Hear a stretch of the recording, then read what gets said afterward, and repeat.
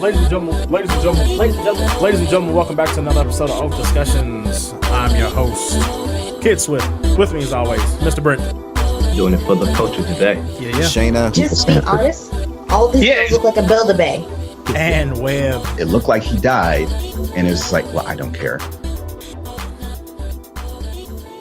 Ladies and gentlemen, welcome back to another episode of OafDiscussions. I'm your host with the most, but I don't brag or boast, Mr. Kid Swift. With me, as always, is Mr. Brent. Well, how do you do, good neighbor? Howdy, neighbor. What's going on, brother? Well, I will get to that in a minute. I like that. Tease the people. And, of course, also with me, as always, Mr. Webb.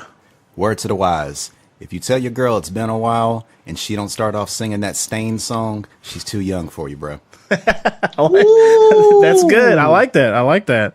Because that was the first thing I thought about was, it's been a while since I've done. It's like nobody knows anybody that sings it and don't know the lyrics to it, but they still sing along. Yeah, you just start humming. Yeah, since I've done, and then you just start humming after that. You just got to go from there.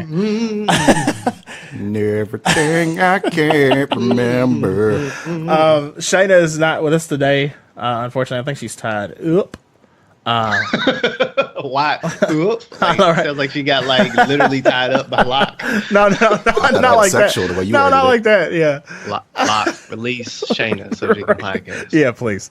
Release Shayna. But we know she always sends her well wishes to everyone. But yeah, Shayna, send 2 text messages, right? If you're in trouble, and a picture of a spoon, so we know it's you. You know it's you.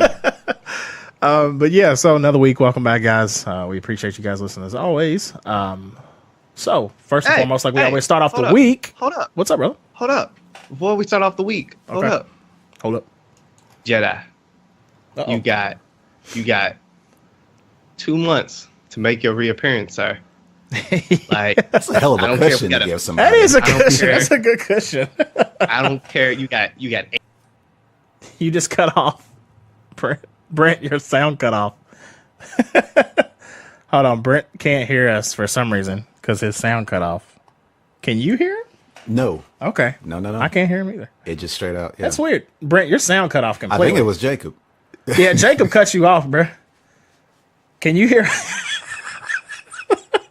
All right, while he fixes that, I don't know what happened, but apparently his sound just completely cut off. No, we can't. We got nothing. No sound. We can't see us. We can't hear you. I don't. Can you hear us? Give me a thumbs up if you can hear us. Okay, you can hear us. That's cool. All right. All right, we'll start off just a little backwards then, because usually we always start off with Brent and then we go around and work around and figure out how everybody's week went. But since Brent is currently troubleshooting what's going on with his microphone, Webb, how you doing? I'm doing pretty good. How's your week been? Save us from this derailment. All right, then. How about this? I forgot to mention this on the last episode, the solo episode. Okay. With when it was still snowing out. Okay. I was on the way to work. I parked. And all I had to do was just cross the street. Right. I got out of my car. Seems easy enough. Didn't have any problems with the snow. My phone fell out of my coat. Okay. And my phone fell out of my coat. Okay. And you see this cover I got where it's kind of got where it's kind of like a booklet. Yeah. Okay. So this sumbitch opened up. This thing opened up. Yeah. And fell face first and completely missed the snow and hit concrete. Are you serious? What the heck? And so Britt, hold on, before the listener, Britt can still hear us, and he got the little and he's got Picasso face. Yeah, he's got the covered up mouth Picasso face, so terrible. Now here's the funny thing: I've dropped my phone. I don't have a case on my phone. We have the same phone. We've got the Note 8, right? S8. S8, yeah, okay. I've dropped my phone multiple times on concrete, and strangely enough, I've only got a small nick on the corner. And I'm talking about dropped it out of my chest jacket pocket and fell to the concrete. So what happened with yours? Is yours okay? I will show you in a second. Okay. You know what? Here, fuck it. I'm going to show you to you now. All right. Are you ready? Yeah. What you got?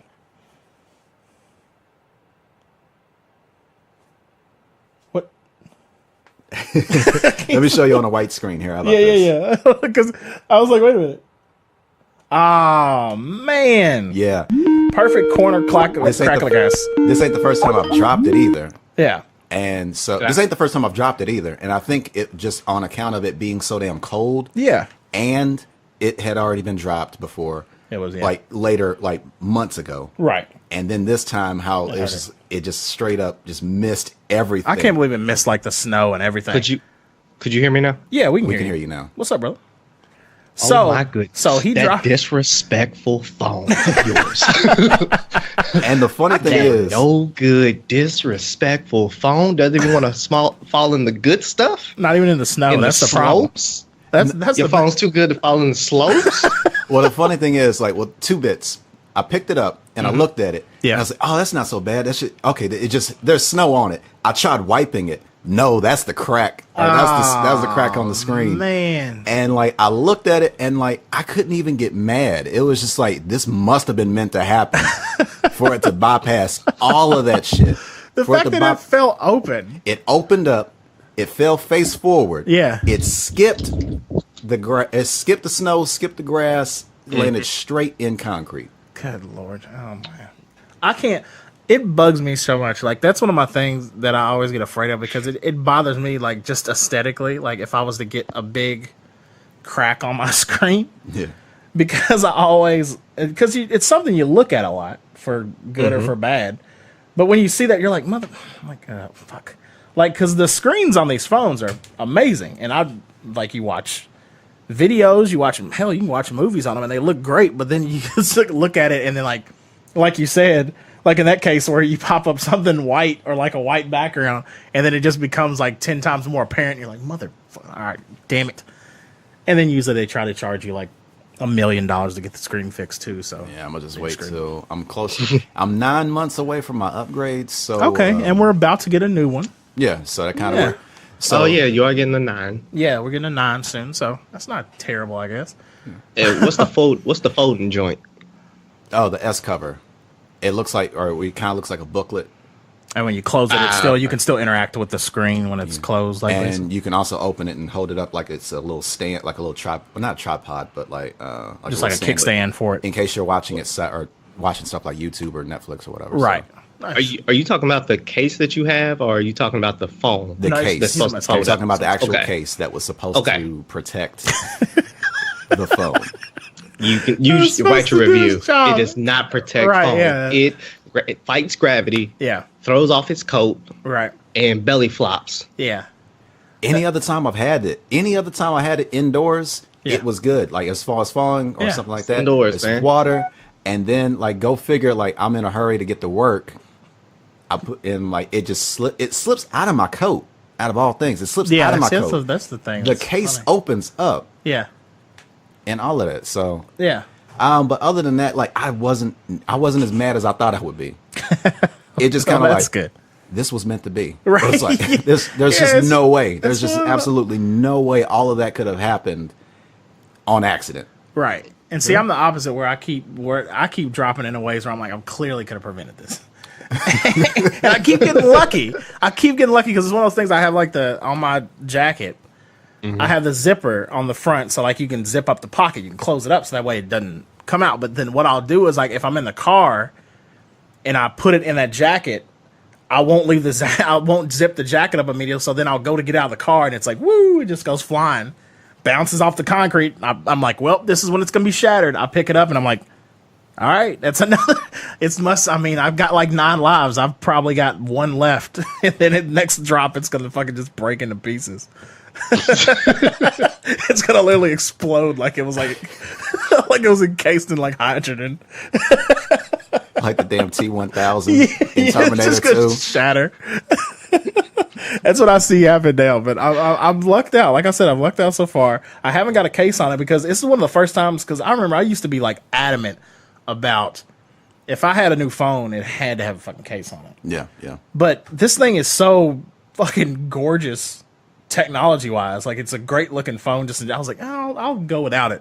But the one thing I do want to get is the glass shield like on it. But but because of course we got this curved screen now, and it's kind of tricky. Yeah, it was hard to find one at first. So Yeah.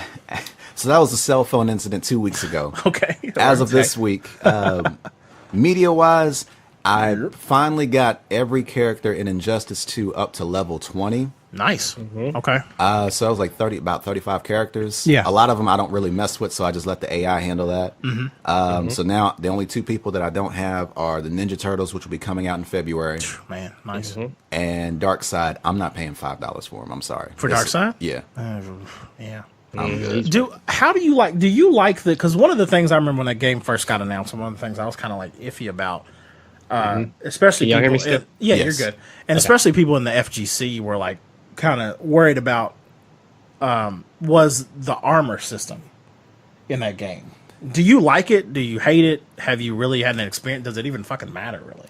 It depends. There are 2 different versions of like online fighting. There's one with the gear and there's one without. Okay. Like, so the gear has certain bonuses. Well, some gear, Yeah. not all of them. Some of them are just specifically for the aesthetic, Just cosmetic stuff. just cosmetic stuff. Okay. And then the other set of gear actually has a function to it. Like, if you get 3 out of 5 pieces in this particular set, you get extra damage in using your laser or using your projectile or using your claws or something like that. Okay. If you get this amount here, then something deals 25% more damage or 25% less damage. Yeah. Or a certain special move of yours automatically knocks somebody into the next stage, depending on the position. Damn. Okay. So, it's different. Like, some of it's just mostly cosmetic, and then there's also some that just have a function, which obviously those are super rare to get. Nice. But you can play where you can still wear it, but like there's a certain online mode where it won't matter. Okay. Gotcha. So it Gotcha. doesn't. Okay. So just, I guess they kind of made sure to kind of go like, well, To just in case, separate that out, yeah, because that would have been hard to have like somebody who's just got jumping buffs, in. yeah, going against somebody who's armored and has buffs applied to their fighting game character, which is something you never see, or yeah, or don't want to come across if you don't have it. Yeah. right, yeah, absolutely, yeah, absolutely. So there's that. Did you get a chance to play any of the Dragon Ball beta? A little bit. Nice. It was all right. I mean, just to go straight from Injustice to That's a Dragon big Ball Z, difference. It's a big, Yeah. huge transition. Because that's like a hyper fighter. Yeah. It's I mean, you got to worry about. I mean, speed's obviously a big factor, and then the whole switching thing, which is kind of a hard thing to get your head around, especially if you're just used to kind of like one-on-one, slower, of like. And not so much tags and Yeah, exactly. Which is kind of what. I was trying to think of the name of the company that makes Injustice and Mortal Kombat, but I can't. NetherRealm. NetherRealm, yeah. Like their games are not. They're not like slow, but they're more heavy. even. kinda. Yeah, they're evenly paced. Like your character has weight. Like, but in something like Dragon Ball or like Blaze Blue or Persona 4, like Arena, like where you're switching and like shit's moving like crazy fast, it is different to kind of get that pacing around. But yeah, I was wondering if you had got your hands on it because I had trouble with it. With the I pay. can imagine. Yeah. That DBZ? Yeah. Yeah. DBFZ. I was like, sorry. I know. DB Everybody's been doing it. DB what? Because it's Dragon Ball Fighters. But everybody thought it was Dragon Ball Fighters Z when it first got announced. Oh, I still thought that. So for the longest, it's just Fighters spelled with a Z is all it is. Like there's no S on Fighters. There's just Because alliteration is cool. I know, right? I'm like, fuck, let's call it Fighter. I'd rather it have been Fighter Z. I said alliteration. I meant to say illiteracy. I was like, wait a minute, that's kind of weird. I wasn't even going. I was like, okay, That works. Yeah, that works. all right. But whatever you say, well, I'll still probably get it because I know we had talked about that before. I'll definitely still pick it up eventually, but yeah, I like it. I like that. I like the beta. it's gorgeous, man. Just because it gave me that Marvel vs. Capcom feel, Yeah, but with kind of the Naruto button system. I could see that. It's really weird. That's especially what if it you- reminded me of. It's Naruto button system. Just Yeah, kind of like you can do combos by pressing kind of a button. Yeah, But you can press you can press that button like a couple more times and it'll do like a whole set of combos. you can chain. But then You can chain a little bit easier. I feel like. Then you can, but not like your classic like Street Fighter where you're hitting like, Quarter circle, quarter like, circle, high punch. Yeah, Forward right. punch, back down, Yeah. dash. You know what I'm saying? Yeah. Like dash cancel, stuff like that. So, Yeah, Webb. I'm interested in hearing Webb's week. This has been interesting. Just today, I listened to "Scary Hours" by Drake. Yeah, I was listening to that before, like literally before you walked in. Yeah, so I was expecting like several tracks. God's Plan. That's right. Scary Hours is the whole. Yeah, or like God's Plan and Diplomatic Immunity. Yeah, I don't like Diplomatic Immunity that much, but I like God's Plan. Okay. Yeah. I like the beat for God's Plan, but Yeah. Diplomatic Immunity, I like where he was trying to say some shit. Yeah. And, like that's usually the type of Drake that I actually Yeah, bother to listen to, absolutely. as opposed to just like typical mainstream Drake where he's just, hey, I was just doing whatever. Right. Yeah. How's it going, everybody? I also listened to Devon Karama's gospel album, The Good News. Nice. And How was that? What's that? How was it? It's funny to listen to Devon's work, and for him to go into a gospel album, it was just like a logical step. It seemed like a logical next step for him. Yeah. And it just like it wasn't that hard of a transition to go for him. Right. I was like, I could see it, but it was just like I didn't know about the album, and I was like, this And could be. and I'd heard a couple off of him, and that was one of those things where like you've heard biblical based punchlines and stuff and themes from him before. So Right. yeah, when you say like it's a logical next step, that does make sense. Like it's like okay, yeah. It's not like one of those things where if an artist does it and you hear that and you're like, oh, like I wonder how like is this going to be a jerk of the wheel or is it just going to be a subtle transition? Yeah. It wasn't like it wasn't like Kanye doing Jesus Walks, and then next thing you know, like the next track was like Drunken Hot Girls or something. Right. Yeah. You're like, what? You're like, okay. Nah, he's able to swim in and out like between like that hip hop Yeah. and gospel rap, and it was seamless pretty much. Yeah. Do you find? I wonder about this because I've seen there's another artist that in our town, and he switched recently to a more, I guess, the more gospel themed, like his music wise. Now this is nothing like a credit, like anybody's trying to be a copycat or anything. But do you think that what? Oh, sorry about that. Go ahead. Sorry. I was saying I can still hear that, but yeah. Okay, I was just gonna say, do you think like Chance's success, kind of dabbling between those realms, has given other artists the Inspiration? Yeah, I was gonna say not really inspiration, but just like kind of be like, okay, like people are like even people who are on the fence about it, who kind of want to go that route, but kind of feel like, well, nobody's wondering if anybody will care. Now you see that like mainstream random people are listening to Chance, who kind of dances on that line a little bit back and forth. Okay, so would you attribute that to Chance, or would you attribute that to Lecrae? I think you have to give. Lecrae. I think you definitely have to give some to Lecrae too. But I think obviously, I think Chance is more. I would say widely known than Lecrae a little bit, but they're close. They're very close. Those two figures rejuvenated, like they're kind of like gospel rap in a sense. And it was To still the public there. again. Like it's still 'Cause it there, was- yeah. But it's just like Yeah, it was always a lot there. of times. It's like Yeah. anytime, just like gospel rock. or Was some it shit Crazy like that, or Bone? Christian rock? Was it excuse Crazy me. Bone? He went Christian rock. I mean, he went Christian I rap. think he did. I believe so. Yeah, like there's been artists. My bad to Pretty cut you sure. off, Webb. No. My apologies. But yeah, I'm Webb's about to say it better than I was gonna say it. You know, people have been doing it for ages now, but I think those two are getting the spotlight right now. Right. Yeah, absolutely. You know what I'm saying? But they're not the forefathers of it. Yeah. Right. Yeah. Right. Absolutely. I'm actually looking that up now to see if Crazy Bone really did do. It was so funny because I always remember a story, and I hope. Because I had a hope, gospel rap album, but I don't know if it's Crazy Bone. Keep going. My bad, G. No, you're good. It was just funny because I remember distinctly one time. This was our buddy AJ, of course. If you listened to the show before, you know AJ, good friend of ours. I remember distinctly because we went to the same church, and I remember distinctly like his mom led the choir, and we were listening like just a normal Sunday or whatever, and they were going through songs, and I was listening to it, and I was sitting next to him, and I remember after church saying to him one time, I'm like, man, have you ever thought about what if we like brought the jump machine in here and like pulled samples of like your mom's choir stuff, like rehearsing and things like that?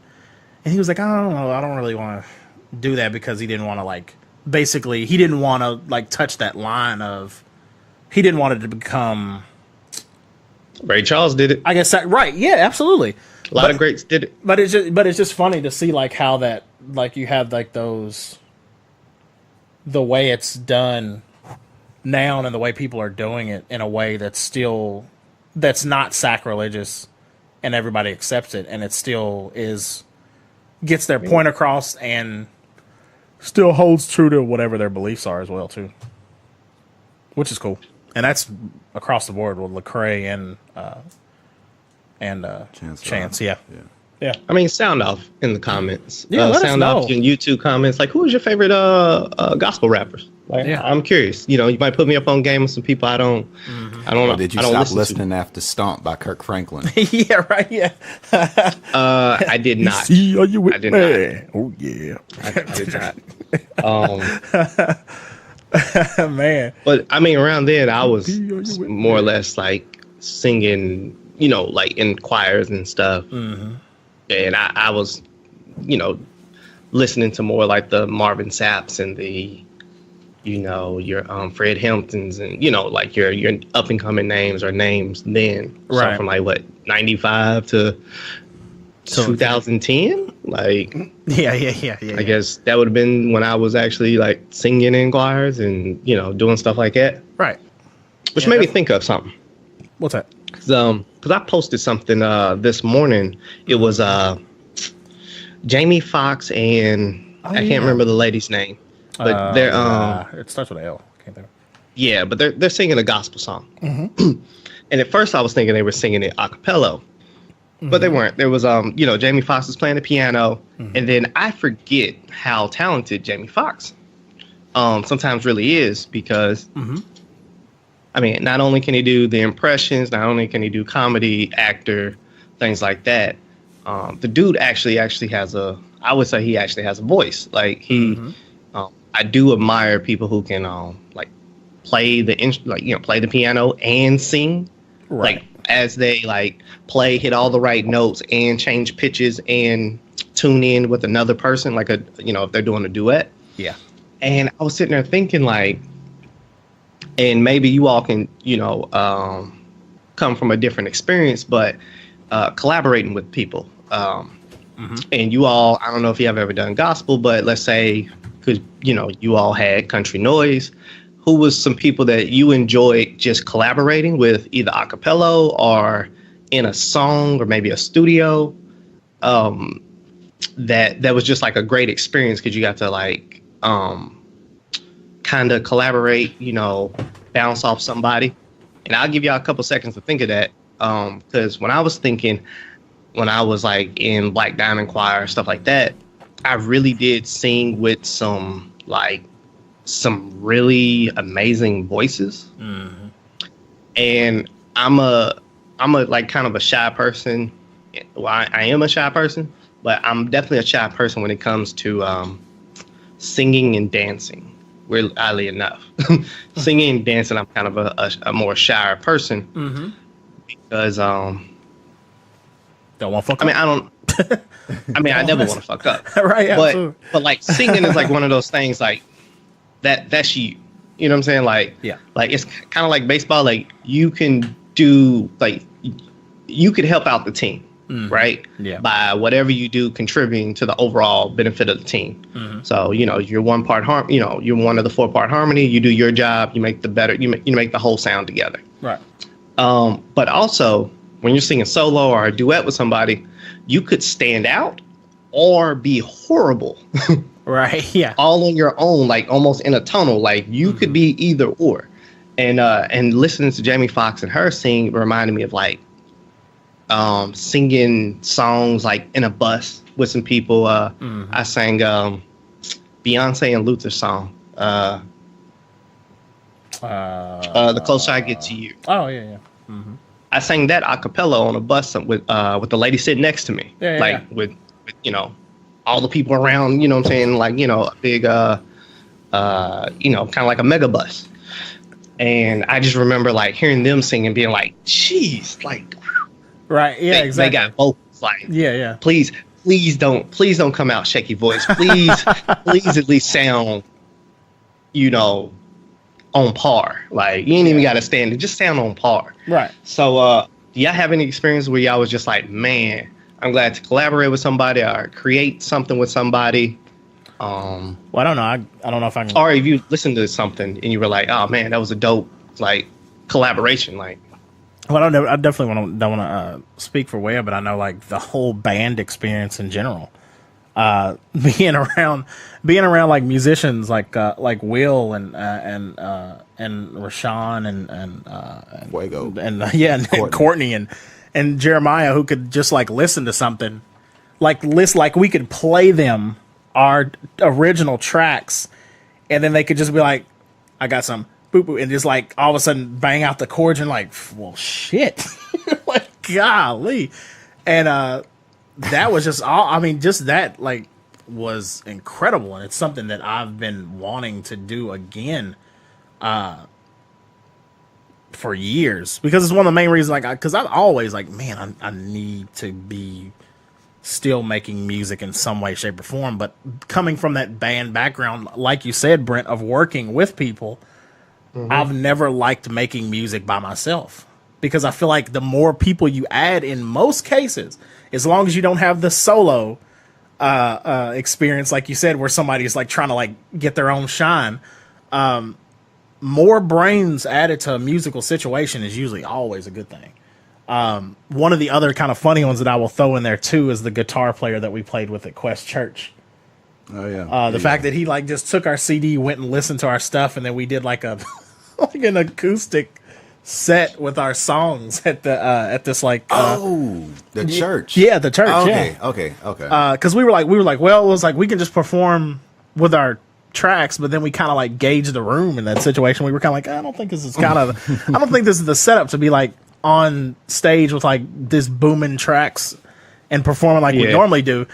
But then we saw this guy who had his guitar and he had performed like a little something before, and we were like, and I think he knew like a song of ours or something. He had like seen us before, like randomly or something like that. Yeah. And we were like, hey, could you play with us?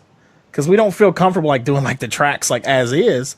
And he was like, yeah, give me like a few minutes. So he just went away, listened to the tracks, and just kind of like got the chords together, came back, and we did like a few songs just with an acoustic guitar. Yeah. So that's actually a really great story. It reminded me of it triggered two different memories. So somewhere out there on Facebook, there's a picture of me in a Burberry outfit. Okay. Doing one of them dances that I don't know that I was doing in like 06, like Lean Snap Rock. Yeah, it's one of them. It's like me doing that. Yeah, absolutely. Right? But it was at a talent show. Okay. I was at a talent show, and this actually happened to me a couple times at a talent show. I was just going there to view, like support some people, check out a talent show. And somebody came up to me and was like, hey, I got this song. I think I might have heard it. I might have heard them play it like once before, like in passing, like they just had it going through their speakers or something. And they was like, oh, you remember that, that my song, blah, blah, blah. I need somebody to be my hype man, like my backup. Yeah. So he gave me the headphones. I listened to the song twice. Yeah. And then they were like, all right, it's time to go up on stage. Gotcha. I literally was his hype man for the show, for his set. Right. On stage. And then he did an extra song that I didn't know about, in which I just ad-libbed the rest of that song. Like, I just, did a double or two, and then, look at the crowd, stuff like that. Yeah. Put your hands up, motherfucker. Yeah, just keep it simple. Go. But, so that reminded me of that moment. And then it also reminded me the first time I sung in Black Diamond Choir. That's a gospel choir at University of Louisville. Yeah. I don't know if I figure they're still going, but here nor there. Yep. I had showed up for something. They were like, oh, come back for whatever. But I showed up for something. And they were like, okay, we're about to get on the tour. We're about to get on the bus and go sing in Indianapolis. They was like, come on, we need another person. It's like, what? I literally, I didn't have nothing else to do that day. So I was like, all right, why not? Right. So I hop on the bus. We go to Indianapolis. So I may have picked up one song before we got on the bus. Like as we were on the bus or before I got on the bus, I picked up one song. Right. We did 15 songs that day. I'm not joking. We did 15 songs. Yeah. Right. like apparently they had like 6 songs that they were going to do. I didn't know nothing about them 6 songs. So I can most times I can play music by ear. I learn by hearing. I read lips. Right. And I was literally from after song 1 was reading lips and listening to pitches the rest of the way. And literally learning the song as it was about to be spoken, like as it was going. Like trying to get it down. Like I'm literally making the song happen. Right, yeah. And I was tenor in this one. I was a tenor doing this one. Right. Like when we got to the old songs, so they put out some songs that they sung from like years past. Yeah. If the director wasn't hit me with one of those like claps, mouth the words. Yeah. Nah, I'd have just needed to walk off stage. He said, no, I'm good. That was it. It was just saying the words because apparently other people didn't remember their words. So they was like saying the words right before, like literally a second before the note had to be said. Yeah. You got to pick it up quick. Yeah. So that's how I learned 15 songs in Black Diamond Choir the first time I sang with them. That's great. Love that. That's so good. Love it. Well. Hey, man. But how you been, Gary? I've been good. Webb, do you have anything to add to the band thing? As a kind of piggyback off of that, just another memory that I really loved is I just thought about this on my lunch break at one point. I just thought of another one. Unless you're about to say it. I hope it's the same one. I hope it's the same one. Where I can't even remember the name of the damn song we were performing at the Vasa. Yes. But we just broke down like in the and then like in the middle we were sitting we gonna fuck them up right quick. And so they just broke it up, or for the breakdown we just kind of just stopped. And it was like a little heartbeat with the drums. Yeah. And then all of a sudden we just remember that. And then we transitioned that song from I can't even remember the song that we performed. But I can't we remember transitioned it into the song with the Roots and Erykah Badu. Or I'm sorry, Jill Scott. Yeah. We went from our song. The Vasa was the one that was across from Triangle Park, right downtown. Wait, was I there at that one? I think it was at. I don't think you were at this I was at a few. I don't think you were. Okay, I was at a few of them. I'm not sure. Keep going. Sorry. Because there's that. I was at quite a bit that's the one I remember. That was I remember that because then we went into and then we actually the fact we had the fact that we sung for the first time before performing. Yeah. And then the fact to sit there and have the crowd going in there singing along too, just kind of cover up our vocals. Yeah. Our struggle vocals. I know, right? Yeah, exactly. Struggle vocals. Yeah. But the other one I remember from Devasas was we kind of got this one together beforehand, but we had that I forgot what the name of I can't fucking think of the name of the song. But there was a saxophone part on that song. So I brought my saxophone and we had it was me, you, that we performed. All the band. I was on sax, Divine and Nemo. I was at that one. Yeah. And we did that song. And that was great. I can't think of Was it Love So Far? I think it might have been Love So Far, and they spit different verses over the same. Like we melded Love So Far together with like 2 of their songs. Wow. Yeah. Yeah. Which, I mean, it sucks because that place is gone now, but it's funny. It's because the building's still there, obviously. But I can still remember every time I see that play, I always think about those Devasas performances, which are great. But so traveling up there to see you all perform, and then I seen when it was Aztec. I mean, your boy 87. Man, when I used to see like y'all perform, him perform. I know he was in Georgetown. I think y'all was all at. No, it was at K-State. No, it was Georgetown. EKU. Oh, you're talking about? No, you're talking about we did perform at Georgetown. You were there. That's the picture of me and you like flicking off the camera. Oh, Aces Deuces. Okay. Yeah, exactly. Yeah, there's that, and then you came down a couple times at Eastern, which it's funny because that flyer for that show at EKU in the basement popped up on my timeline as a memory from 9 years ago the other day. Thanks to Diverse. Shout out to him. Yeah, it was Diverse. It was Rob 87, and then it was us. Country Noise and Divine. Yeah, Divine. And hold on, let me see if there was somebody else on that picture. Jesus Christ, that's ridiculous. Yeah, so anyways, my week, nothing. Well, I guess not really nothing too crazy, but there was a few interesting things that happened. Do tell, sir. Normal stuff at work for me, but kind of crazy for this market as far as news goes, and I'll get to that at the end. So hold that thought. But yesterday was KNPA's, which is a D conference. was also there. I'm sorry. Oh yeah, that's right. That's right. Yeah, D Page was in there too. Yeah, D Page was there. But KNPA's is the Kentucky Press Association. They have like a conference every year, bring in a few speakers. They do like awards contest for like stories. A bunch of people submit stories and they judge them. And then 3 dudes spoke. There was this photog from Denver, MMJ from Multimedia Journalist is what MMJ stands for, which just means one man band person. And then he's from Nashville. And then there was another guy from WXIA 11 Alive in Atlanta. He came from Cincinnati Station.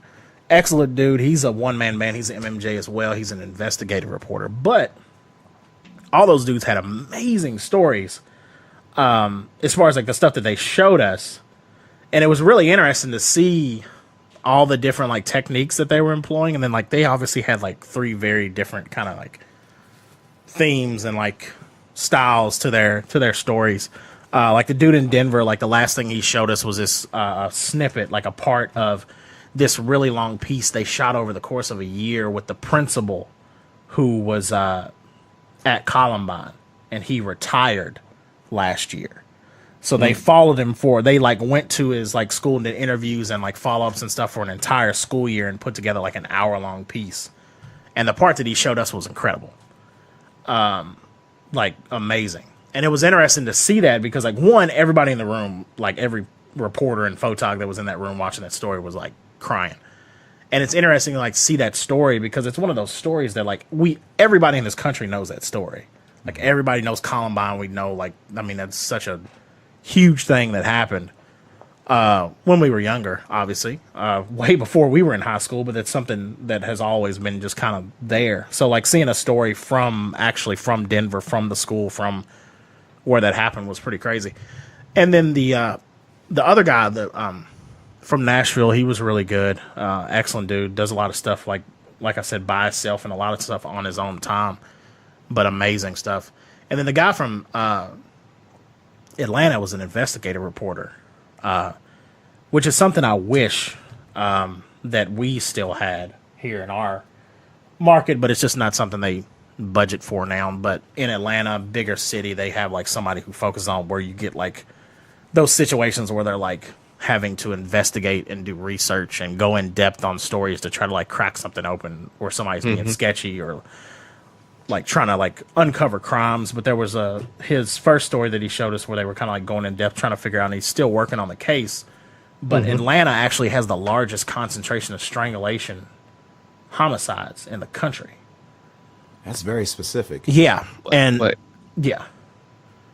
And does that include what is it called when a person hangs himself and they're like trying to like get themselves off and then they like die of? No, that wouldn't count. That this has to be like homicide, so like person, yeah, like so, hands-on. Yeah, from person to person, yeah, person to person. Oh, Yeah. what about that little wire like you see in like Hitman movies? That'd be exactly what it'd be. Okay. That would be included in this. Yeah, not a Garrison wire. What about Little I don't know. I can't remember the name of the. Yeah, like that. Yes. Yeah. What about it's like we're sitting there trying to listen. I know. Yeah, right. What about piano wire? Yes, piano wire. What about what if guitar string? What about a grocery bag? Right. And just, what about an old shoestring? Would that count? Would that count as strangulation if somebody like put a plastic bag over somebody's head and like taped it up? suffocation? I don't know how suffocation count. See, I don't know how that would. I don't know how. Why did we just become a criminal investigation podcast? I don't know how that runs into the statistics, but I know that.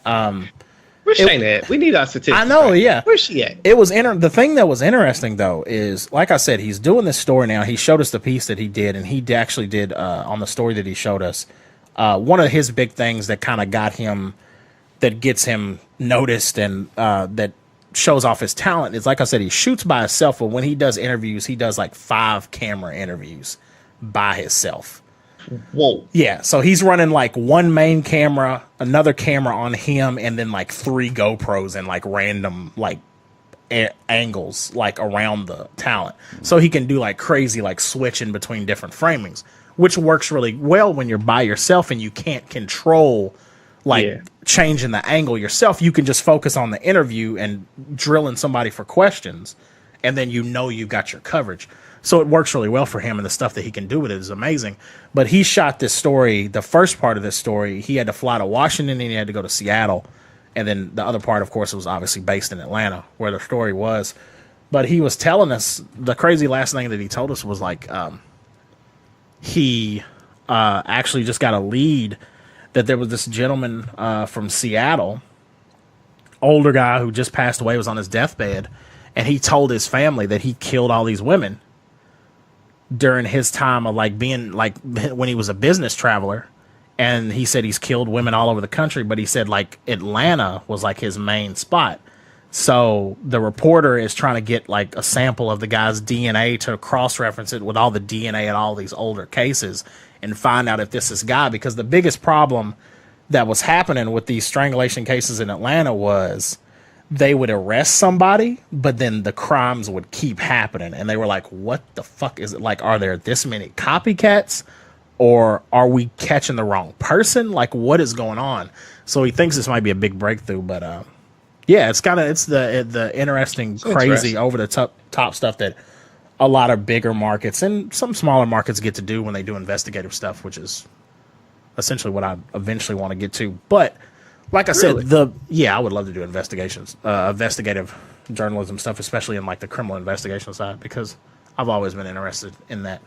And then my uncle's handles detective in blue collar crimes in Atlanta, so he's kind of embedded in that stuff. We're gonna chop it up more. Yeah, we're gonna chop it up some more on that one.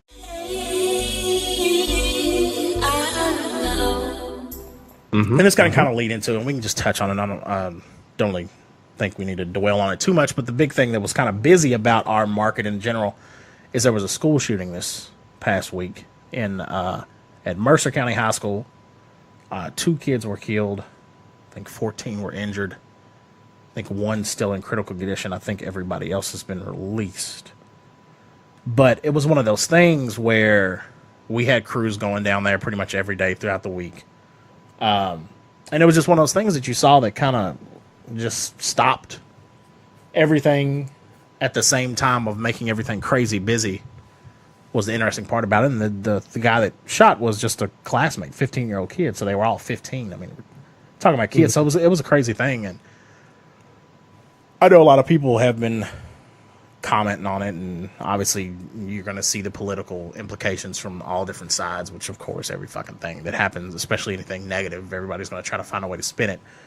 But the biggest thing, I think, that it's kind of just everybody needs to be mindful and understand that this can happen anywhere, but hopefully we can prepare, our kids, and prepare our people in the education system and people in general, that they are prepared and understand this without letting it cripple them in fear, so they can't hold normal school days and have normal lives. Because that was a big thing that I saw that came out of the, especially the principal and the superintendent down there, is that he said one of the biggest things that he got in as far as advice from other schools around the country, because he was getting contacted from a lot of other principals and superintendents that have dealt with this similar thing throughout our country, but their main themes seem to be that things need to get back to normal as quickly as possible, because that way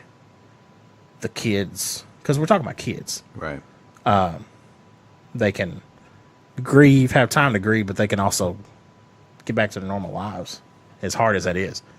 Brent, what were you gonna say, brother? I was gonna ask a follow-up question. I was gonna get you all's thoughts. Yeah. As I was reading an article about possible legislation that could be thrown out there about putting. Well, I guess it's a 2-part question. One is, how do you all feel about like to prevent this? Like, one thought is to put guns in school. Right. That'd be the first question. What are your thoughts on that? Like, how do you feel on that? If you all don't mind answering, if you do, I'll answer my opinion. Yeah. And then the second part is, if you do say you are okay or leaning towards guns in school in some variation, how do you feel about having marshals in school? Right. And this could be maybe not even actual like U.S. Marshal, but like a certified person who's like has a concealed carry. They're in good standing. They've been vetted, and they're like one of the few people who are allowed to have a weapon, gun or gun, while at the school, like concealed and everything. So what are y'all thoughts? I would say I'll use an example of the story that we did, one of the stories that I did this week, and then I'll also use an example kind of answering the question with the main issue that comes up in this situation, I think, is first and foremost, we did a story. One of the things that came up actually a year ago when there was another shooting, specifically in our city, Fayette County, in Lexington, in Kentucky. The superintendent and the board and everything had considered and did like a year in review to consider putting metal detectors, like full-size metal detectors in every high school. They decided not to. The interesting thing I found when we were interviewing a lot of people was a lot of people, well, not a lot of people. We interviewed probably about 3 people, and all 3 of those people that we randomly interviewed, because we don't have time to interview every parent at a school. Yeah, got a small sample population. Yeah. This was specifically at a certain high school here in town. But all of them were for it, which I found interesting. But now that leads me to the other thing, which I think is the main issue, I guess you could say, that I have. And I think the main thing, if they could figure this out, which is the most difficult thing, that's where I think it could be solved. But, and not even really solved, but hopefully helped, is you cannot sacrifice you have to find, no, I won't say that. You have to find a way to balance yes, you have to have safety to protect our kids. But at the same time, you cannot make the kids feel like they're always threatened. You see what I'm saying? Like you can't have, like, by having someone there with a gun, they're like, he's here, but that means shit might pop off, but at least he's here, but shit might pop. You see what I'm saying? You constantly have to do that. And that's why I think the superintendent and them decided against the metal detectors. I remember the end of her quote specifically said, that's not the kind of environment that we want to put upon our kids. And I know what she meant. And what she meant was she didn't want to make the kids feel like, all right, we're getting scanned in every day to make sure nobody's fucking tripping. Ain't nobody got no guns, do you? But then one of the other points that one of the it was actually an older sister of one of the kids she was picking up, her sister that actually went to the high school still. She's in college. But her point was, even if they have the metal detectors in the schools, the people can still probably find a way to get into the schools in the first place. You can easily, like you just don't have a gun made out of metal. You know what I'm saying? Like would just, it's 2018. Like not use a metal gun. Right. Like that's not even a hard thing to get away with. Like, okay. But she keeps asking how to shoot if it's plastic. There you go. Easy. Right, yeah, right. But you know what you were saying. But when I hear people say metal detectors, I always think like, what you brought up a great point about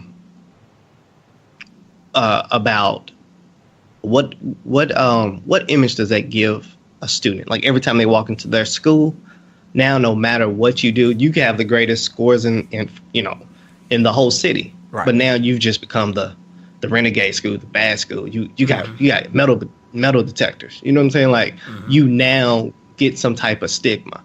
Right.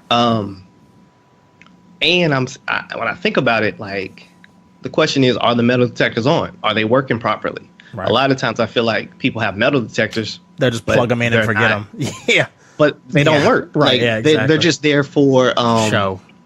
For show, kind of like when they put like cop cars in certain spots. Yeah, exactly. To kind of make you slow down. As you know what I'm saying? But there's no, as a deterrent. Yeah. Not actually for its usefulness. Because if not, why would they have wands too? You know what I'm saying? If there's going to be a metal detector, why do they have wands? And that's the thing I was going to say. I don't know how it is up there as far as in Louisville, as far as with the Louisville high schools, but I know here in Lexington, the on-site officers all do have /use the wanded system. They have those already. Yeah. I've seen that. Yeah, right. I've seen that. They do that down here. I'm trying to think if there's any school that has a metal detector. Like I would have size. to get like a full size. Like when you walk in the door, you walk through some form of a metal detector. I would have to get back with you on that because I don't want to just make up anything. You know what I'm saying? Like I don't want to lie about anything. My second thought is like with people having to use the metal detector, things like that, people would just carry things that are not metal. Like you can make an object that shoots somebody. Heck, there's 3D printing now. Right. So you could circumvent that issue pretty quickly. So that's why when I hear people say, "Oh, let's put metal detectors in there," I think that it will only help you so far. Yeah. I've worked in companies that had like the security thing has metal detectors, this and that, and I've known people to get in with their gun. Right. Yeah. Yeah. You know what I'm saying? Like, yeah. Like they had a pocket gun, and you're Yeah. clearly like, well, why didn't that go off? You know what I'm saying? Like, Right, yeah. What are we deterring? Like people without badges or people with the guns with the badge? Like, Right. What are we doing? Right. So, like it's I think you have a good point. There has to be a line there. My thoughts on that is, I personally think in some ways there needs to be more potentially armed staffed.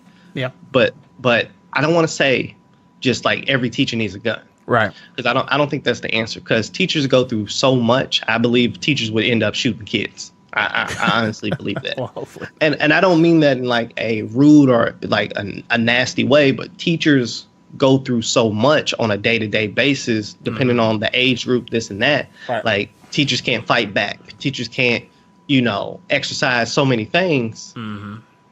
Like you put a teacher in there and they have a gun, hopefully nobody would ever do such a thing. Right. But yeah, people are people. And you could see, maybe a teacher's getting kicked or something, or, they got a student that's bigger than them talking crazy or getting real aggressive. Right. And, they're not talking reaching for pepper spray. spicy. Yeah, they're not reaching for pepper spray when they talking that spicy. But they go ahead and just smoke them because they feel immediate or threatened, immediate danger, threatened to their life. Right. You know what I'm saying? Like I don't think that's the answer. Plus, a lot of teachers don't keep stuff locked up. Right. Exactly. You know what I'm saying? So that becomes a security issue. A teacher walks out, goes to the bathroom, her class is there. You know what I'm saying? And next thing you know it. Even if the kid's just being an asshole, joking around, like, I got your gun, and then it goes off. That's not a joke. You know right, what yeah, I'm saying? exactly, Like, exactly. It's not a joke, Right. But, I would like to see more thoughts on this, having maybe a few designated people who definitely have been, like, I need them to go through some kind of evaluation. They need to be in good standard, this and that. Right. To kind of weed out like potential people who could go off the handles, who could abuse this power. And I think it should be just anonymous. Like those people, maybe the staff know who it is, or maybe the principal, the higher ups, security and the principal know who it is, but everybody else doesn't know. So that way, you can't even target that person, or a bunch of kids get in a fight and then somebody reaches for their gun. You know what I'm saying? Like right. Exactly. Like, so that way you got a little bit of protection, and like everybody knows. It's kind of like having Batman in your city. Like, oh man, Batman's gonna whoop a bad guy sooner or later. Right. You know what I'm saying? Right. Like, Batman's gonna whoop a bad guy sooner or later. I don't know if that was a good analogy, but it works for right now. All right. Before we move on, Will, what do you got? You think? I couldn't really say much that isn't original from what y'all just said. Right. Just to mimic what y'all were talking about. As far as I'm not crazy about the idea of allowing weapons in school. Right. Just along the lines of it's bad enough as it is, as far as like the paranoia that goes on within, as far as just pretty much anywhere to go, or lately. Right. But at the same time, it's kind of, it's weird because as far as like we only talk about like gun control when it's like a mass shooting and shit like that, right? But not so much when it's like a one-on-one type of incident, when right? That is really more, it's more pressing or more frequent, yeah, that happens as opposed to like it's getting way more frequent than I realized. But as far as with mass shootings and this, that, and the other, right? But as far as allowing weapons in school, as far as like a officer or something like that. That could raise a lot more problems as far as you mentioned previously, putting the kids on high alert, or also putting the people that are on guard on high alert. And you could as far as the lack of training, depending on or that type of person, they could sit there and be more likely to use a weapon on a student, Right. or a teacher, or any kind of incident that could go wrong. Yeah, right. Exactly. Somebody breaking up a school or somebody breaking up a fight, and he's fighting my cousin, and then takes the weapon off of the officer that's breaking up the fight to sit there and there's a lot. I feel like there's way more that could go wrong as opposed to like taking more precautions as far as a mass shooting type of. Absolutely. So I want to throw one more thing. So what I would like to hear in this discussion, I mean, not between us, but like in general, like overall, when it comes to mass shooting, I feel like schools have to come up with a better plan for like a better contingency plan, right? Whether that's like building more doors that are maybe like. I'm sorry, I didn't mean to laugh at that. But. No, it sounds funny when you say doors. Because the first thing, I don't know why my imagination first went to like the Star Wars doors, like in the hallways. Or it's like, you got to go through those before you get to that. I started thinking of like, I can't remember if it was Looney Tunes or Tom and Jerry, where like all of a sudden Jerry was sitting there I think Jerry was trying to get to Tom. Yeah. No, I'm sorry. Jerry's the mouse. Yeah. Tom was trying to get to Jerry. Yeah. And he kept sitting there trying to open a whole bunch of doors and sit there and try to get to him. And I just pictured this dude with a gun sitting there trying to just kind of open each and every single door. Damn it. And can't get in. What's that sitcom or not that sitcom? It was an old comedy. Get Smarty. Yeah. And like the ending, it would sit there and show all these doors coming in, closing, as far as like to get to the secret base. Yeah. That's why I laughed. I didn't mean to sit there. And just no, I understand that. I told you. That's exactly. I didn't mean to sit there laugh in the face of your solutions or nothing like that. No. It's okay. It's what everyone does. Solutions doesn't matter. It's okay.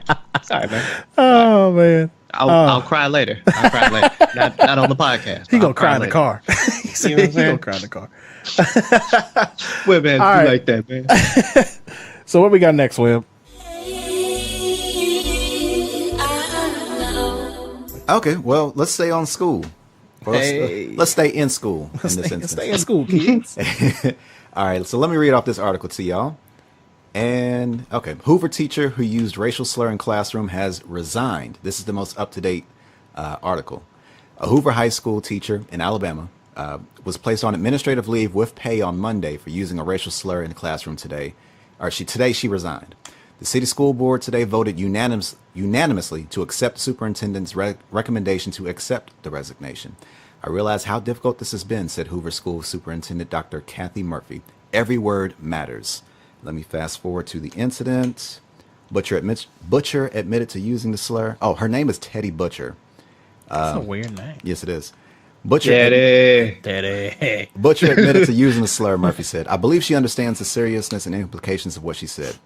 Okay, let me back off. Let me finish objectively. For the listener, this is the first time Brenda's heard this story, just so everybody knows. So you will get his raw reaction. Murphy said today, Butcher has expressed significant regret, and I believe she's made a most appropriate decision in resigning. We are disappointed we had a teacher who chose to use a most inappropriate word, Murphy said at this morning's special called board meeting. The superintendent said she met with the principal and Butcher as part of an internal investigation. Let me fast forward to the actual incident. Let's get to cooking. What we got here? Shanita Morrow, who is African-American, said her daughter, a senior at Hoover High School, was playing the song Dear Mama by Tupac while working on a project in Butcher's food and nutrition class. That's a good song. Morrow said students are typically allowed to play music during class. Yes. According to multiple accounts of the incident, when Butcher, who is white, returned to the classroom, she said, "Turn the nigger tunes off." Oh. After Monday night's Hoover Board of Education meeting, Murphy said she was told there was foul language in the song Morrow's daughter was playing, but Morrow disputes that, saying the lyrics contain no profanity. Murphy said... Is there any cussing in Dear Mama? I don't think there's cussing. I don't recall any cussing in Dear Mama. I don't either. Okay. Butcher has not returned AL.com's request for comment, and I'm just kind of skimmed through it. So, with this said, with this article, I wanted to bring this to you all's attention and ask you, what is your favorite nigger tune?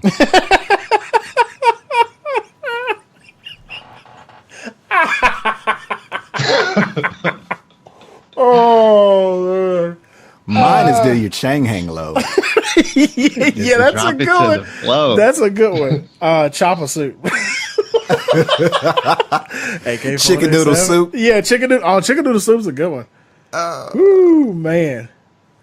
Good Lord. What other? What more? That hurt me. I'm so mad you I'm asked rolling. that question. I'm rolling. Why am I listening? You there? I'm reading the lyrics of Dear Mama. I don't see no concerns in there. Oh, I put my hands up on your hips. When I did, we did. Oh man. Nothing like that. I don't think there's no golly. cuss words in Dear Mama. Oh, what's? Oh, bitch. What's your favorite? Oh, that's a good one. Bitch. Oh man. How you That gonna good do it enough. like What's the- short? What? Now, what's not for real? What is a song you like to hear that just sounds embarrassing that kind of sets black people back? All gold on my chain. All gold. Trinidad James. That's a good one. I like that one. Nigga.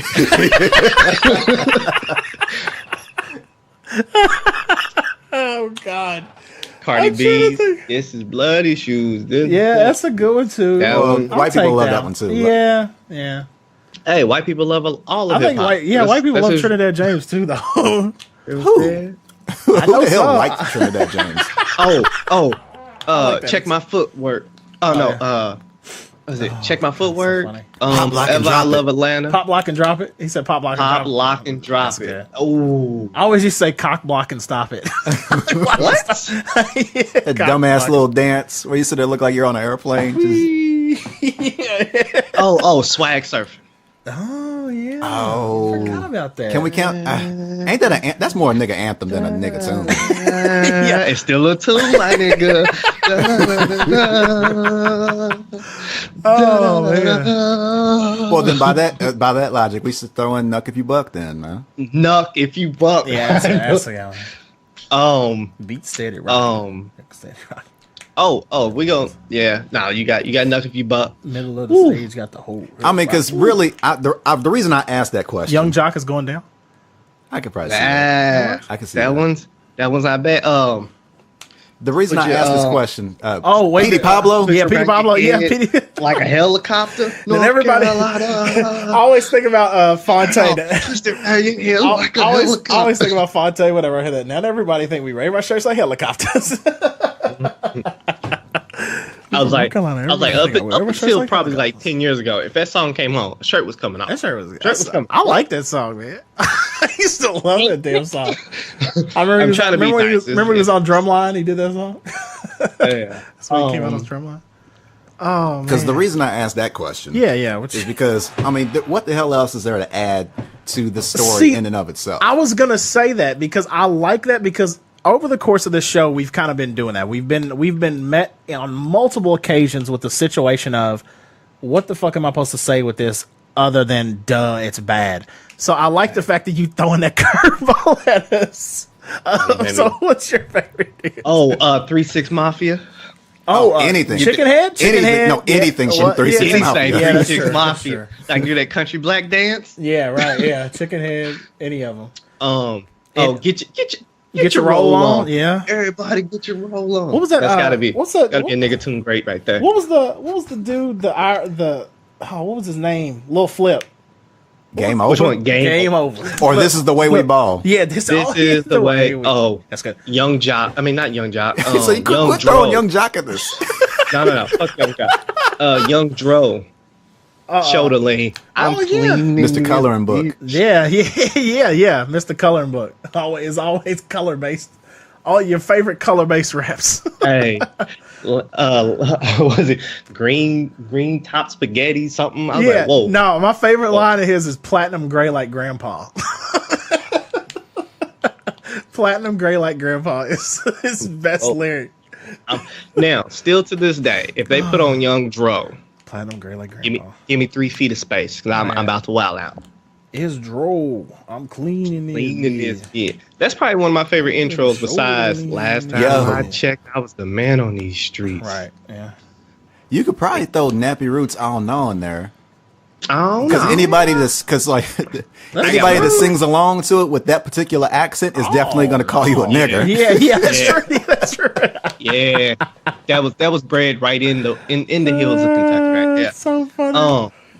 Elvis. I love that What so is it? much. Pastor just Troy. hanging over the faucet. Vice versa. Oh, Pastor Troy? Yeah. Oh, nice. Yeah. Right. Yeah. I love that song so much. Just because his yells get more and more like violent. They go so violent. But then sometimes they get real soft. Yeah. Like what? No, he's building back up. Yeah. That was a modern version of that song, a little bit softer now. So like we said, I mean, what the fuck else are we supposed to say about this? It's obviously bad. Fuck it. It's fat booty. Oh yeah, Miss New Booty. I found you. Bubble Sparks. Bubble Sparks. Bring it back to. Wait. Are we allowed to call that a? Ooh, can a white rapper make a nigga tune? Ooh, I like the way you think, sir. You're taking off. I like the way you think, sir. But them grills, niggas. Okay, what's a modern? give. Okay, one modern that's been a song that's been released in the last 5 years. That's a nigga tune because I feel like we've pretty much been all old, like 10 years. I gave back. you Cardi B, man. Oh, yeah, that's true. I'm sure Miguel could probably fit that's that. True. Description. That's true. Oh, that's true. You dig it up. Thought. Raindrops. Drop top. Yeah, that's true. I like how you got a thought. Fucking We'll start with the thought. Yeah, it's your thought. Oh, that's so. Okay, then finish that. That song, you ain't even got to say real words. Just be like, just rhyme with pot. Just rhyme with pot. So, ladies and gentlemen, always remember, racism is wrong. Unless you can put a beat to it. Yeah, right. Yeah. The more you know. Intro that, the more you know music with the rainbow. Hey, Miss Butcher. You're butchering up what real rap is, man. You're butchering what real shit is. Yeah, she does. Dear Mama? You don't even like Dear Mama? Right. Yep. I can't even think of a real word. I can't even think of a good enough word. I loathe you. Right. Okay. I hope all the bad things in life happen to you and only you. May all your shoes, the soles fall out, and all your shoestrings come undone and make you trip and stumble. Right. Do like Chance's verse. I hope there's always snow in your driveway. I hope you work at a Fridays and it's always busy on Fridays because you work on Fridays. You know what I'm saying? And it's only you there at work. I hope your phone charger too short. And that's one of my favorite Chance verses. 1%. Okay, that's how I feel. I hope your phone charges all night and it only charges 1%. And when you get a new battery, it does the same thing. Right, yeah. All right. That takes care of that. All right, then. Let's OafDiscussions, where the real discussion matters. Yeah, absolutely. Speaking of which, Elena Shestakova is asking us to petition to make the Joker gay again. Wait, was he already gay before? This is a petition that has been circulating. Like happy gay or like this homosexual? This has been a petition that has been circulating throughout social media. And this is in reference to, we're trying to reach out to DC Entertainment, Jeff Johns, who's responsible for a lot of the stories and publishing and this, that, and the other. Right. Okay.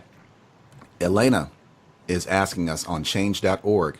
The Joker is a comic book character with almost 80 years history, half of which he was portrayed as homosexual. For instance, in such significant graphic novels as Frank Miller's The Dark Knight Returns or Grant Morrison's Arkham Asylum, A Serious House on Serious Earth. Neil Adams claimed that the Joker was and always had been homosexual. This opinion was shared by other comic book authors and artists for decades. This is why it's so important to me and other queer readers to return his homosexuality. Like it's a card or something. Right, yeah. Okay. The Joker repeatedly confessed his feelings to Batman and showed an interest in other men. Also, there was Joker's unnamed boyfriend in the graphic novel Devil's Advocate. The Joker has many feminine traits. He uses lipstick, paints his nails, wears high heels, and sometimes does cross-dressing. We realize that some of these things are stereotypical, but it gives a very clear picture. Over the years, there were plenty of other queer moments in comics, cartoons, and video games, especially in Batman Arkham series. However, in the late 90s, someone decided to erase Joker's homosexuality and introduced Harley Quinn as his girlfriend. By the way, Harley was made up for the Batman animated series to replace the Joker in one scene in which he was supposed to jump from the cake and drag. Yep. In the mass consciousness, Harley became his only love interest, although in canonical comics, there is no evidence that there are romantic or sexual feelings from the Joker's part. Yeah. His enforced relationship with Harley Quinn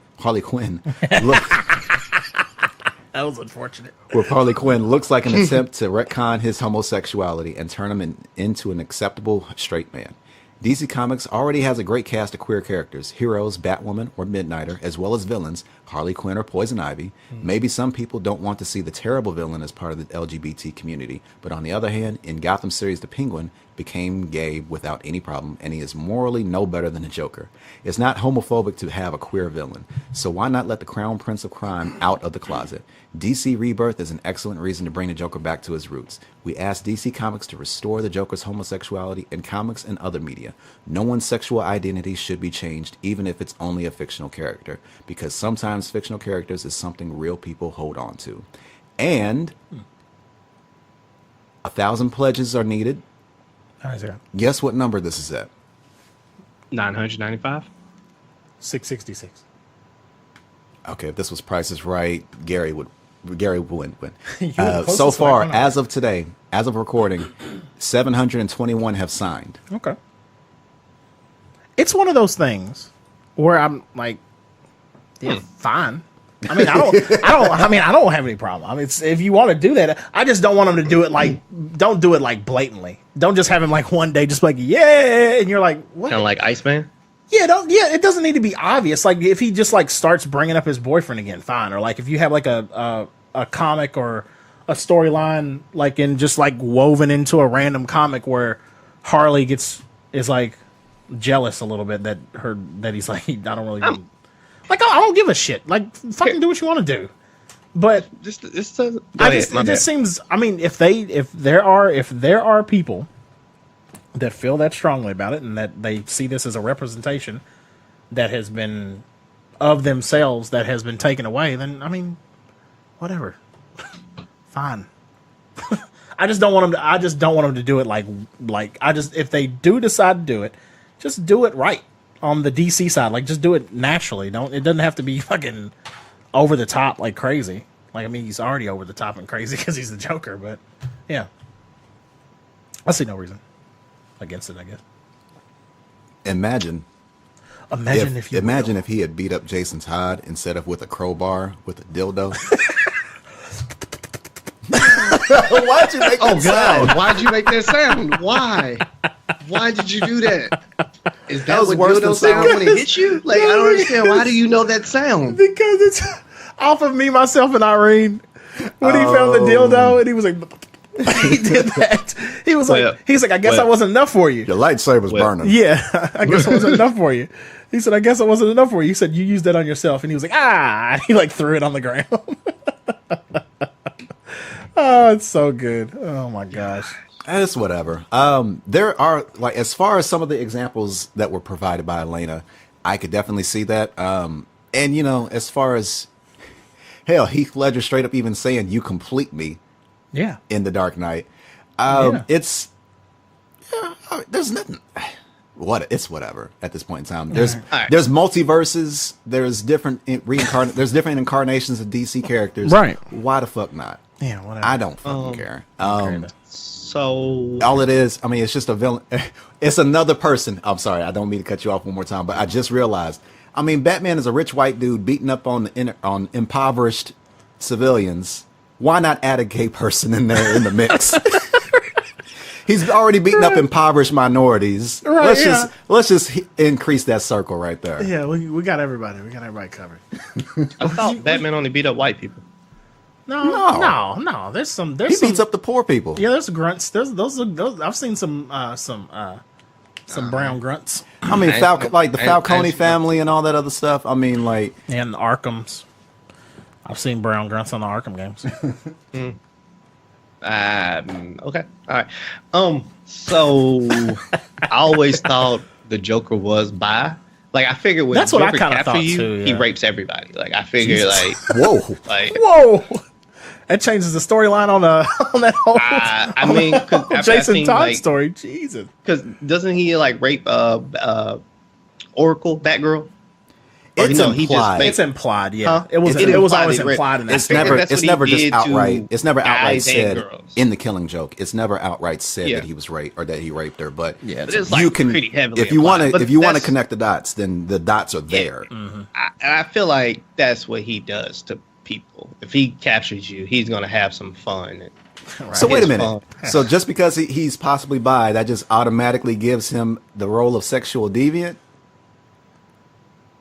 Does that no? So I mean, yeah. No, I think Brent's saying. No, I think Brent's saying he's a sexual deviant. He's just raping everybody. It's that's what he's saying. That's the Joker. I think that. I mean, I think he likes everybody. He rapes everybody. Like that's what I think he does. No, he's saying that. Yeah, because he does. He likes both. Is what he's saying. I'm not saying because he's bi, he has to rape people. No, he's saying he's bi because he does rape everybody.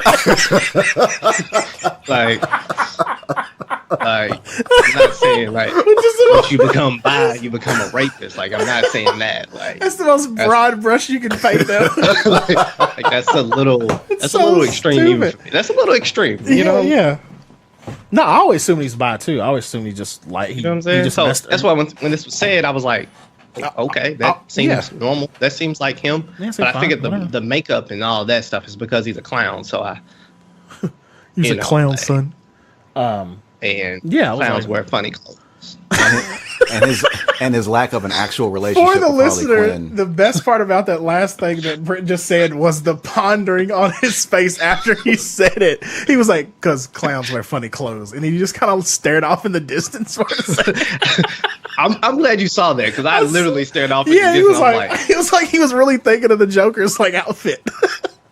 But no, what were you saying, William? Oh my god. Oh well, yeah, and there's also kind of the lack of a relationship with Harley Quinn. Yeah, it's always it's always been like very abusive, very manipulative. Yeah, 100%. Just like a nigga in the closet. You talking R. Kelly now? Like, what we doing here? We doing trapped in the closet now? Yeah, right. And it's even funnier is that Harley Quinn has been able to be more open with her sexuality compared to the Joker, which is more or less kind of implied. Go from there. Yeah. Her relationship with Poison Ivy, and that's kind of the most prominent relationship out there. She's still. It's never outright said that she's like one way or another, but it's been more like she's had more of a relationship. She's had more of a relationship with Poison Ivy than she has as opposed to a healthy relationship with the Joker. Yeah, 100%. Didn't she smash Nightwing or Batman? Are you talking about that animated movie? Yeah. If you want to count that as canon, sure. For sake of conversation. Then sure. Yeah. Okay. They're both bi. There we go. One's raping, the other's not. How about that? There you go. One's consensual, one's not. Pull a Shaq. Kobe, right. Don't be raping. Don't be raping. Kobe. Don't be out there doing that. Kobe. Don't be doing for double doubles. Right, yeah. Oh, man, that's great. So let's see what y'all got. Let's hear, audience, let's hear your thoughts about the petition in general, as well as the notion of the Joker being gay or bisexual or a rapist. Yeah, throw that in there too, because he's fucking out of his mind. No pun intended nice. there. Hey, okay. Hey, all right.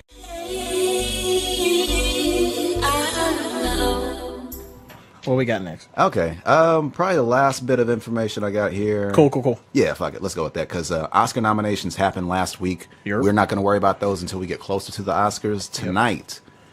This will be past. This is going to be way past it when y'all listen to it. Yeah, absolutely. But tonight for us, the Grammys will be tonight, and I am actually pulling up the list of the nominations, and we're just going to go ahead and just, I guess, predict who's going to win it. That works. And which categories do y'all want? Which categories do y'all want to stay in? Do you want to start the general field and then rap, or how do y'all want to go about this? I'll go general field. I can cover anything except for country, unless it's Chris Stapleton in there. Then I'm automatically going to vote him, regardless. I'm automatically going to vote against him because I have a state bias, and Brent has a me biased. Yep. Okay. In the general field, we brothers for a reason. Actually, hold on. Let's do the forest for the trees. Okay. Let's go for the trees first. Okay. Rap. Best rap performance.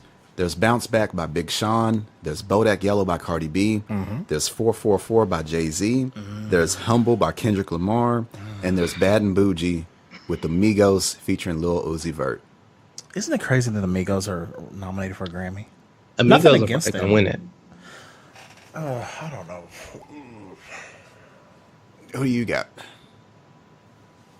Winning that, It's gonna be Kendrick. Amigos. It's gonna be Kendrick or Jay. Probably Humble. I'll say Humble. I'm gonna go. I want it to be Kendrick, but I anticipate it to either be the Migos or Cardi B. It's gonna be interesting.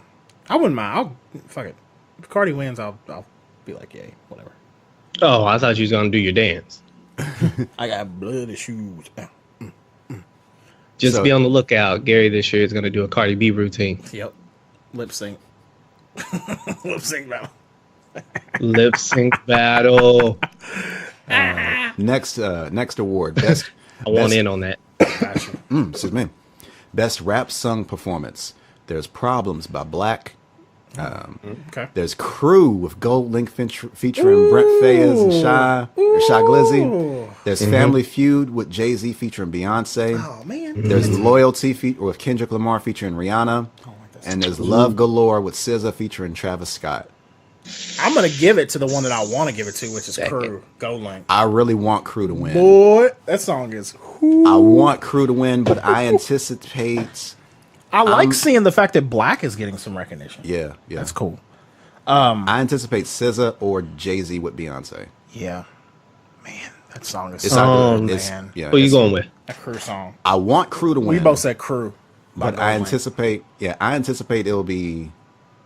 I like that. It song might be a lot. SZA with Travis Scott, just on account of her, just her blowing up, like we mentioned previously. Yeah. And like Nutrag Twitter. Yeah. is fully behind SZA. Yeah, absolutely. So we had Kendrick and Rihanna For Loyalty. Yeah. Yeah. Yep, that one. Okay.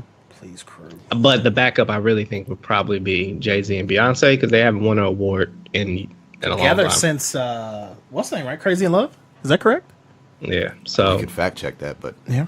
I mean, why? Yeah. Yeah. Fuck it, who Keep cares? Next award, best rap song. Okay. Bodak Yellow. Okay. ooh, There's Chase Me, Danger Mouse featuring Run the Jewels and Big Boy. yo, that was crazy. Ooh, that's a good song. There's Humble by Kendrick Lamar. There's Sassy by Rhapsody. Oh, nice. And there is The Story of OJ by Jay-Z. Oh, fuck off, Ooh, man! Jesus goodness. Christ, man! Shit. I was like, the Cardi B or Jay-Z? Fuck it, I'm going with Jay. I was gonna I think go- it's going to be Cardi B, but I'm Oh going my with God. Jay. I was gonna go with Run the Jewels because I would love to see them win one. But then you said Rhapsody, and I'm like, no, that Sassy song is fucking good. And then you Story of Story OJ. OJ? Yeah, I'm gonna have to go with Story OJ as far as like It's what I easy. think will actually win. Cardi B's the... I What want you Rhapsody to get one. I I ex- want this to be Rhapsody's. I expect Bodak Yellow. You think so? Yeah, that's what I expect. Yeah. It's the crazy. She's 3 times on it. Like she's killing the game. She's got to come out. She's going to clean. Still, I need at least gonna one clean. underdog win from somebody. Ain't no underdogs. Wait for 2019. All right. And we got Best Rap Album. There's 444 by Jay-Z. Eh. There's Damn by Kendrick Lamar. Okay. Culture by Migos. Culture 2 or 1? 1. Okay, that was Culture 2 just came out. Yeah, that's what I was thinking. I was like, that's what I was about to say. Like, how they made the ballot. Culture 1's pretty good, actually. There's Layla's Wisdom by Rhapsody. Please, God. And there's Flower Boy by Tyler, Yeah, the Creator. fuck. Get out. Everybody get out of the way. Everybody get out of the way. Tyler. That's who I want to win. Now, who I think will win? I'm thinking Rhapsody. Probably Rhapsody. Maybe Jay. But I the, want Tyler to win Kendrick really, wins that. really bad. You say Kendrick, Brent? Mm-hmm. Okay. I want Tyler to win badly.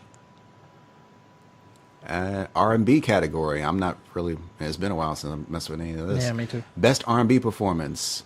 Get You by Daniel Caesar featuring Kylie Uchis. I don't know if I pronounced that name correctly. There's Distraction by Kalani. Okay. There's High by Lettucey.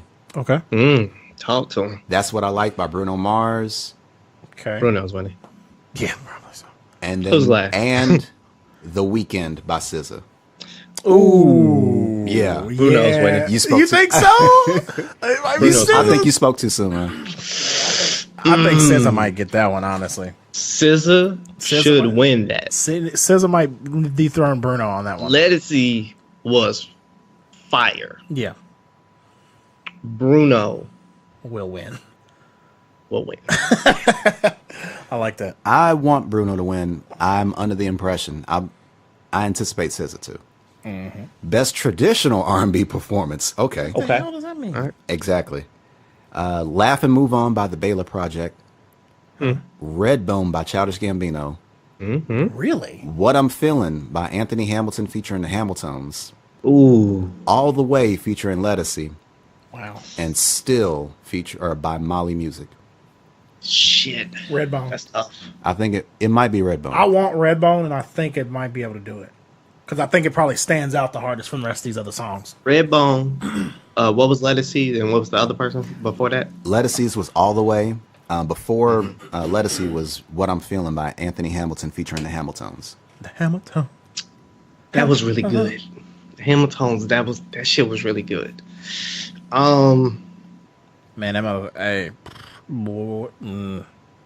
I think this one goes to Childish, but Lettucey. please. I'm gonna go underdog. Let's. Okay. All right.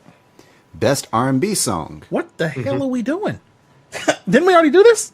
Don't talk to me. There's What we doing? There's best R&B performance, best traditional R&B performance, best R&B song, a songwriters award. Okay. Okay. So it's the writers. Yes. It's the writers award. Okay. First Began by So PJ lyrics. Morton. Okay. Location He's a good by writer. Khaled. Okay. Redbone by Childish Gambino. That's a well-written song. Supermodel by SZA. That's What I Like by Bruno Mars. That's what I like. That's what I like. Da, da, da.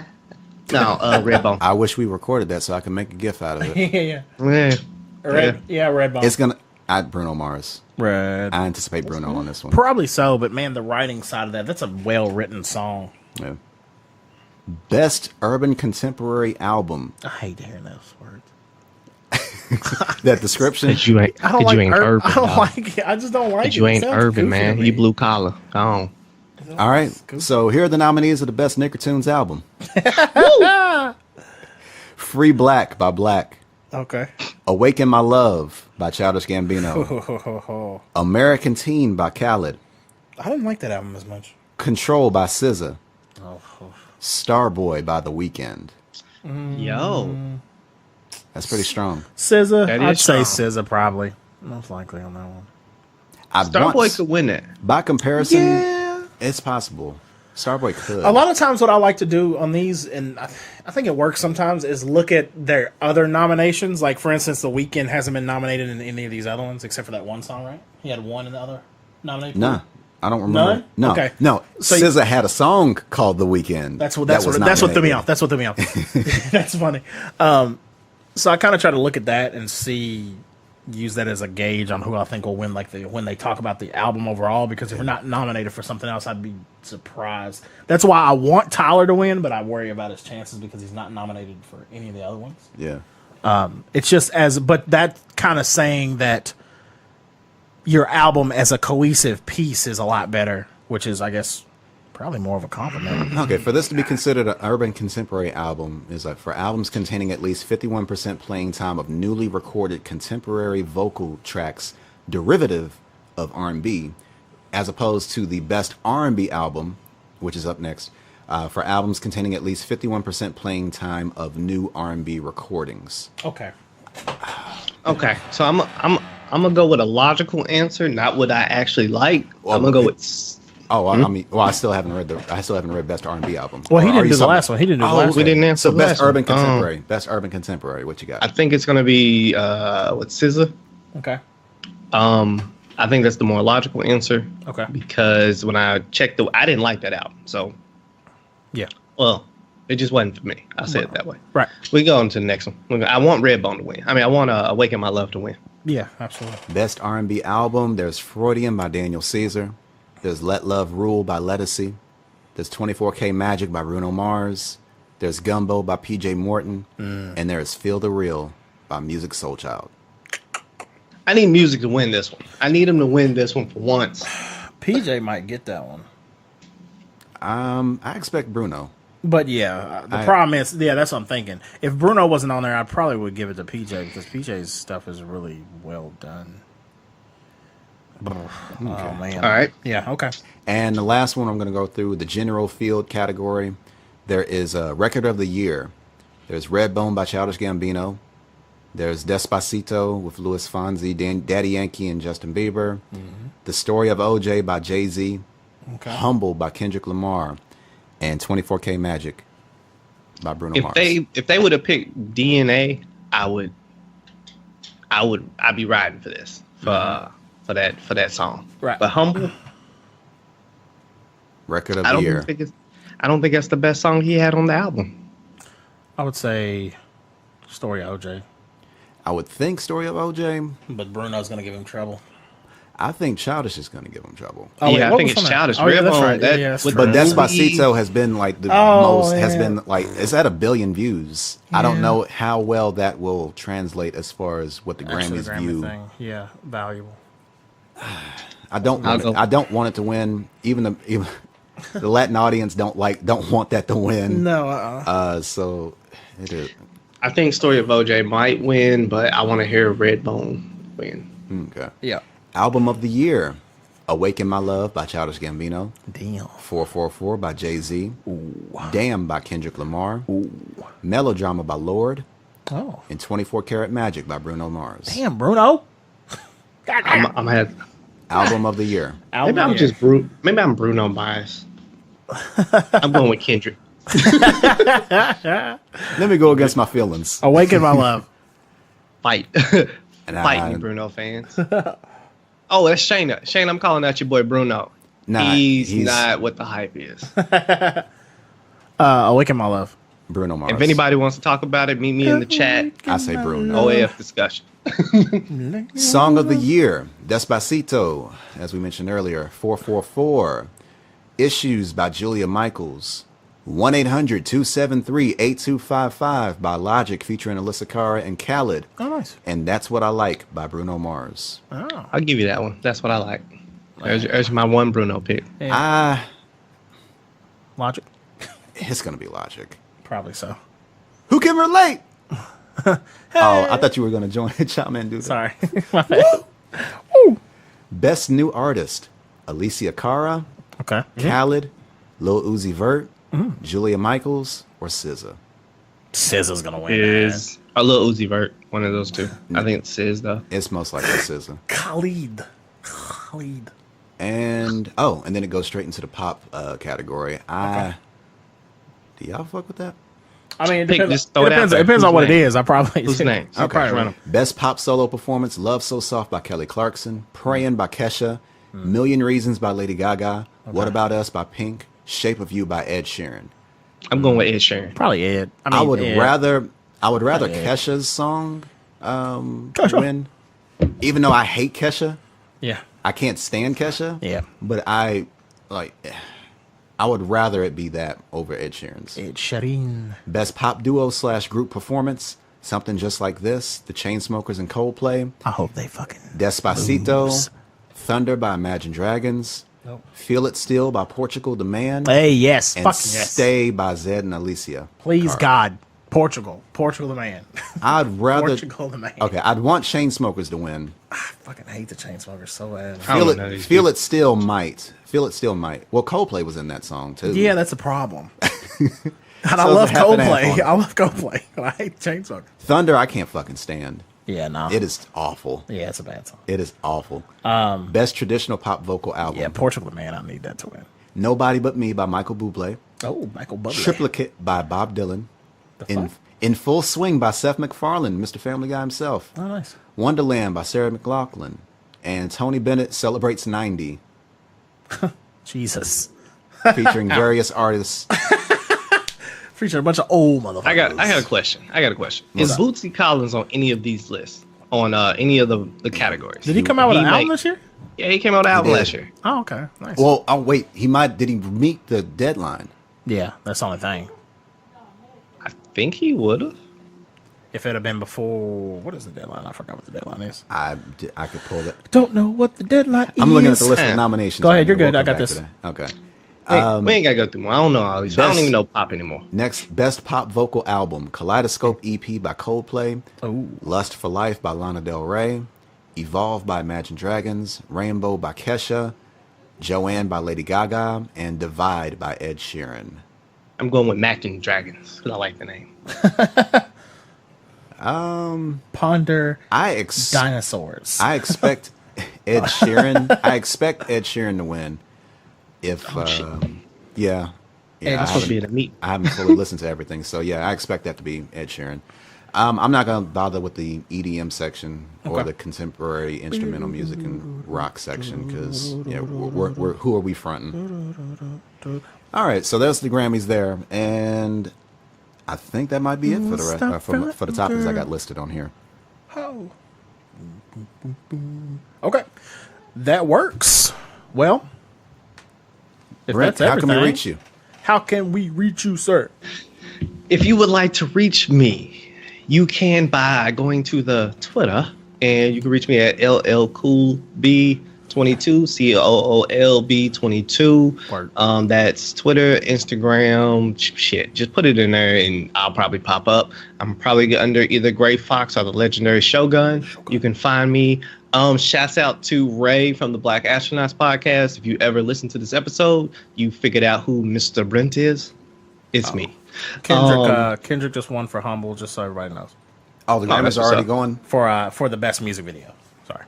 Oh, they do like the visual stuff before. Okay. Yeah. I was like, so he won his first one. Yeah, it's like it's not even evening yet. But you done you don't pick that but 8. Gary, how we reach? Oh, I'm sorry. You still finished with you? Nah, I'm done. You cut me off. Keep going. Gary, how you reach? I'm at K and Kid Swift on Twitter. You can reach me at K and Kid Swift on the tweeters. You can reach me at Future ASC on Instagram if you want to. That's on there. And then you can also reach me on Facebook if I can figure it out. And of course, the group is facebook.com/group/OafDiscussions. And lastly, Web 859 on Twitter, Web.859 on Instagram. Don't worry about Snapchat. I'm just there to lurk. I'm just there prowling. Just there waiting. Shayna. I'm just there screenshotting. Shayna NB. Next week on Snapchat, be ready. Because I'm going to have golden moments. There's a silent party next week. I'm coming out of retirement to go to the silent party. The ones with the you have the headphones on. There's like 3 DJs. Oh. There's one in Louisville. Yo, come through. I'll grab your ticket if y'all want to come. Yeah. I mean, you got to kick me the bread, but right here, you got to pay for it. But. I mean, I'll grab your ticket though. But that's in Louisville Saturday. Mm-hmm. So there's going to be a lot of shenanigans. Yep. Word. All right. And Shayna is at Shayna MB on Twitter and on Instagram. Like we said, it's facebook.com/group/OafDiscussions. OafDiscussions.com is the website. You can drop us a line, drop us a comment. YouTube.com/OafDiscussions. Oh, yeah. Well, we got the outro. It's going to have that information. Oh, my bad. Sorry, everybody. Woo! OafDiscussions.com. Help yourselves. Yeah, appreciate it, guys. We'll see you guys next time. Thank you guys for listening. We are out of here. Peace. Deuces. To my life. Ladies and gentlemen, that has been Oaf Discussions. Please listen to us on Podbean, iTunes, Google Play now, Stitcher, audio episodes on YouTube as well. And so that's all we have today. Thank you very much for listening, and you enjoy the rest of your day. Appreciate it. Peace. There we are. Oaf Discussions Pioneers. Quickly. Confirmed. Make the meme and then put the @big thing on there with the stupid little graphic like every other goddamn internet comedian does. We got to get these views, baby.